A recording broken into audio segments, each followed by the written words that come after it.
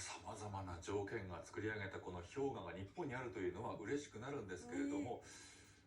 ヒマラヤ未来の姿になりはしないかとちょっと心配になりましたね。そうですよね。研究者の福井さんによりますと、今年は猛暑だったんですが、先月までは雪を溶かす雨がれたそうなんです。このバランスが崩れれば急激に減ってしまうという可能性もあるということで、本当に自然のバランス絶妙ですよね。そうなんですね。はい、氷河の現状を知った今ですね、残っていてほしいなという一言ではなくて、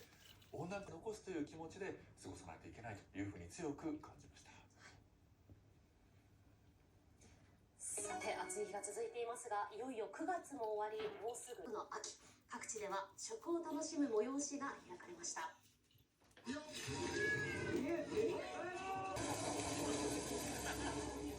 秋の味覚であるサンマ。